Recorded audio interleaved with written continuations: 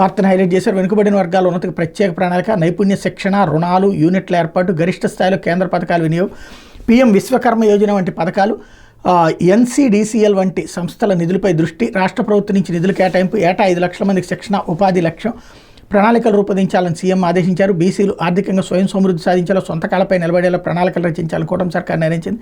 దీనికోసం కేంద్ర ప్రభుత్వ పథకాలను గరిష్ట స్థాయిలో ఉపయోగించుకోవాలని యోచిస్తోంది. బీసీల అభివృద్ధికి సంబంధించి రాష్ట్ర ప్రభుత్వ ఆలోచనలకు ఉపకరించేలా కేంద్రం పలు పథకాలు అమలు చేస్తుండటంతో వాటిని పూర్తి స్థాయిలో ఉపయోగించుకునేలా ప్రణాళికలు రూపొందించాలని ముఖ్యమంత్రి చంద్రబాబు అధికారులను ఆదేశించారు. కేంద్ర ప్రభుత్వ పథకాలను పీఎం విశ్వకర్మ యోజన, జాతీయ నైపుణ్యాభివృద్ధి కార్పొరేషన్, ఎంటర్ప్రెన్యూర్ డెవలప్మెంట్ ప్రాజెక్ట్ తదితర పథకాలను ఉపయోగించుకుని రాష్ట్ర ప్రభుత్వం కొంత ఆర్థిక సహాయం అందిస్తే ఏటా 5 లక్షల మంది బీసీలకు స్వయం ఉపాధి కల్పించారు. అసలు చూడండి, ఇక్కడ తెలివైంది. కేంద్ర ప్రభుత్వ పథకాలన్నీ అమలు చేస్తూ అది చంద్రబాబుకి జేహో బీసీ అని చెప్పి రాసుకొచ్చాడు. 3 పథకాలు కేంద్ర ప్రభుత్వం అందే, దానికి మ్యాచింగ్ గ్రాంట్ కింద రాష్ట్ర ప్రభుత్వం 10% ఏదో ఇవ్వాల్సి ఉంటుంది.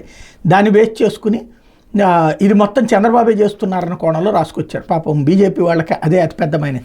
అయితే ఏపీని ఆర్థికంగా ఆదుకోండి, కేంద్ర మంత్రి